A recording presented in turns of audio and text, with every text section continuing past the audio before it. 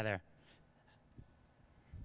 All right, thank you for the very lengthy introduction. Okay, so I'm going to be talking about the path to a product, and I'm going to try to go as quick as I can. This is all things kind of 101, startup, entrepreneurship, and building a product. And I'm going to see if I can get through all of this as quickly as I can. I'm going to skip the stuff about me. But first, what is a startup? It's important to know that a startup is any organization confused about what its product is, or what its customers are, or how it's going to make money. If you know how you're going to make money, if you know how it all works, you're either a company or you're a small business.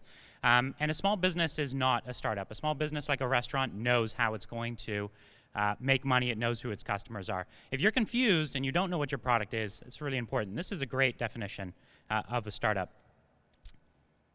And there's been this myth or this fetishes about startups over the last few years.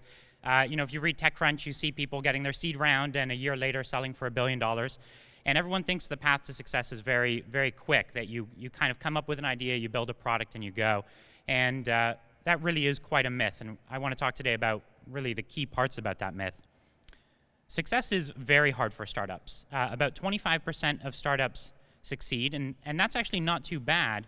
And you do get a bump. You get about 30% if you're a second-time entrepreneur. But still, no matter how experienced you are, startup is always difficult. Despite 25% of startups succeeding, only 10% of products succeed. And so that means the average startup has to go through 2 or 3 products just to find something that's going to work. And that's really not what people are expecting. They think they come up with an idea, they build a company around it, and then it's going to work. But realistically, you're probably going to have to change your idea several times. One of the biggest ones, and the stats I love, is that part-time co-founders, somebody who says, I'm going to keep my day job, I'm going to dabble with this startup, I'm going to do it part-time, they almost never succeed. You might think you're the exception, but only about 5% of those people ever make it. And if you're thinking about doing a startup and you believe in it, you're going to have to go full-time. And of course, becoming one of those billion-dollar companies, those Facebooks, those Microsofts, that's really, really rare. That's less than 1% of companies, and this is less than 1% of funded startups, people who have real institutional investors ever become worth $1 billion. But if it's so hard, why do people do it? Well, I think this is really important. You have to know the reason why you're doing it. Most people do it for money. And in fact, most research says that you can make, on average, more money not creating a startup. It's easier to generate wealth not in a startup than it is in one. So if that's your plan, you got to really think about that. But knowing the reason why you do it and why your co-founders do it is really important to know how to structure your company and what you're doing it for. I've, for instance, started most startups because I'm a misfit. I just can't work for other people. And so I have no choice but to make my own companies. Sorry. I hear a lot of questions about raising money. Everyone wants to get venture capital. They want to get $1 million to start their idea. And it really is a good way to start your company if you can do it. But one of the hardest things is that most venture capitalists will only even meet with you if you either A, already know them, or someone that already knows them really well has introduced you. So you've got this problem where if you don't know any VCs, you're probably never going to meet any VCs. And if you already know them, then you probably never thought you'd have a problem in the first place. So that's a really hard problem to overcome. You need to find a mentor, someone who respects what you're doing, but also has worked with them before. And you have to think long and hard about how much money you need, because just taking as much as you can get is not always the right way to go. And I hear a lot of companies celebrating the day they raise money, that we made it, we're a big company now. And raising is not an accomplishment. There's a lot of people with money, and you could trick them into giving it to you. That doesn't mean you've succeeded. If you do finally meet with a venture capitalist, though, there's a couple things that you really, really need to be able to convey to them. And the problem here is most people think it's the idea. I'm going to tell them my great idea. I'm going to tell them how good my product is going to be. And I don't know if you can tell, but that's not on this list anywhere. That's cool. You should have a good idea that makes sense and doesn't sound ridiculous. But actually, ridiculous ideas work all the time. Airbnb sounds ridiculous, right? I'm going to have people come pay to stay at my home while I'm there. Most venture capitalists thought that idea was terrible, but they believed in the team. So founders and team, you need to have great partners, great founders, and your team needs to be superb. You need to be the best people in the world to take on these challenges. And if you've got that, it really doesn't matter what your idea is, because if you remember, your idea is probably not going to work anyways. You're going to have to change your idea several times. So if they invest in your idea and within 3 months you disprove it, what then, right? They need to be investing in you. Your market, the general market you want to operate in and the competition, that's really important. Your timing, is it the right time? You know, if you wanted to start Dropbox in 1999 when bandwidth was low and hard drives were expensive, that wouldn't have made sense. But if you wanted to start Dropbox now, that wouldn't make sense either. It's too late. So there's a right time to start a company. And location, right? Toronto, San Francisco, New York, where you are affects how easy it's going to be to build that company. And of course, can you market? Can you distribute? Can you get customers? This is one of the biggest problems for us up in here in Canada. We have lots of designers, great engineers, entrepreneurs, people who are really passionate about it. We have no venture capital. And in fact, that $1.5 billion spent annually in Canada, very little of that is actually spent on technology. A lot of it's spent on medical research, or it's spent on engineering, or it's spent on retail products or anything else. So there's very little venture capital here, and it's not so easy just to fly to Silicon Valley and get them to invest in you. There's this idea in Silicon Valley that they're looking for unicorns, and a unicorn is a company that can blow up to be worth $1 billion in a couple years. And everyone wants to build these billion-dollar companies, these companies that have no revenue.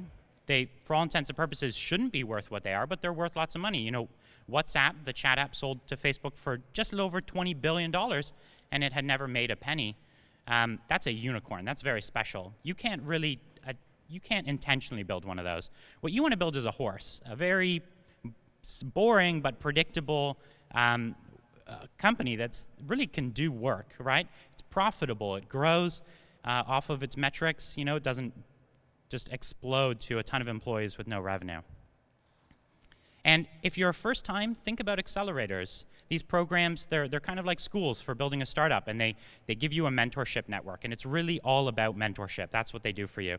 Y Combinator, Techstars, 500 startups. And in fact, it's a great litmus test. If you apply to these people and they say, no, we don't think you've got what it takes, you're not the right team, you're not going to be the right people to build this, well, maybe they've just helped you identify a weakness. In Canada, there are these two smaller programs, Startup Next and Startup Weekend. They're even earlier. They're to kind of train you to get you ready for these accelerators. So there's baby steps you can make into this. I see a lot of entrepreneurs trying to make business plans. In 5 years from now, we're going to have 100,000 customers. We're going to be making this much in revenue a month. It's going to cost us this much. This is the office we're going to have and what it's going to cost. And a business plan, it never works, right? Like, you can't predict what's going to happen 3 months from now, a year, 2 years from here. It's just never going to happen. Business plans are documents that people do legitimately ask you to write, but nobody really believes them. What you need is a business model, not a business plan. And a business model is a repeatable system, something that you can test within a couple weeks, and if it works, you can extrapolate how it would scale up. And one of the most common business models is called the lean canvas. It's just a little sheet of paper with a handful of questions, and you fill them out, and you find out how good is your idea, how good is your plan. And if you pay particular attention to the problem up in the top left, the problem is the most important. If you can determine what the problem is out in the world that you're solving, and it's a good problem, it's a real problem that people have, you're off to a good start. But you can find this online, download it, fill it out. So this lean canvas, it actually can be rather scientific if you make it that way. Don't just make one of them. Make dozens of them. Try out different plans. What if it was this problem? What if it was this solution? What if it was this customer channel? And every time you make them, look for the weaknesses. Hey, that marketing channel, that doesn't sound like it's going to work, or that problem, that's kind of thin. And what you want to do is systematically test the weaknesses. Is this problem a real problem? Well, how can I create a test that goes out in the world and validates that? And basically what you want to do is validate each one of the boxes. And as soon as one of the boxes doesn't work, change the plan, try again. And you could do that in weeks. Weeks or months, you can test dozens of these, and that can save you from spending years of your life on something that is fundamentally wrong.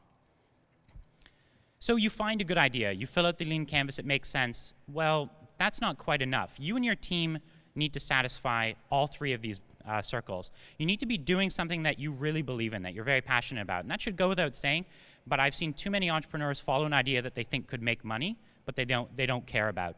And if you don't care about it, you're never going to be able to put up with the ups and downs that happen in a startup. It's an emotional roller coaster, and you'll never see your way through it.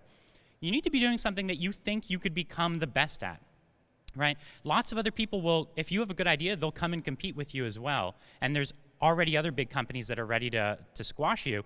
If you don't believe you can become the best at it, you should go for something that you can be. And of course, it needs to be something you can make money at.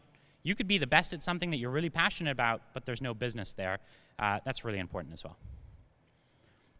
I've said it already, but I can't stress enough, you've got to build the right team, the right founders, the right investors, the right mentors, partners, employees, everything. Every person has to be the right person. Specifically when you've got a really small team, 5 people, 6 people, whatever it is, one person has a lot of power over that team. So even one wrong person can sink the entire ship. And you know if they're the wrong person, but you're putting up with them because they're a friend, or they're an old colleague, or they're a family member, or something. Don't do that. Don't just take your friends. Don't take your boyfriend or your girlfriend. Don't do that. Pick the right people. This is the #1 error. Everyone makes this mistake. I've made this mistake. Don't do it. This should go without saying, but you should make something that people actually want, and that's something that they could actually love. This is pretty rarely done, though, as obvious it is. Making something people want, they actually want it. They're asking for it. They want it. That's really important. Often people build a solution, and then they go out in the world looking for a problem. You need to kind of find that problem first, then build a solution. And move really, really fast. Everyone thinks that the #1 thing a startup is missing is money, and it's not money, it's time. What the money does is the money keeps you alive for a certain period of time. It's time that you have to optimize for, not money. So move very fast. That means test your ideas, build prototypes, find customers, get it going quickly. Do not waste time. And test often. We talked about testing your ideas on the lean canvas. Well, you can test everything. Build little prototypes, build little mock-ups that you can take to people, get validated, ask for money, try to make it a business, keep it lean, move fast. And last, I would say there's amazing resources, right? Not just accelerator programs, not just blogs.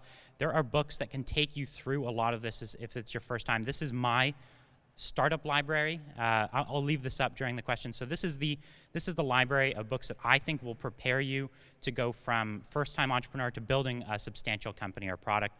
It really covers a great deal. But there's more. There's lots more. This is plenty, though. Keep you busy for a few months. So that's kind of a lightning overview of what it takes to build a company and product, and I'm happy to take any questions someone might have.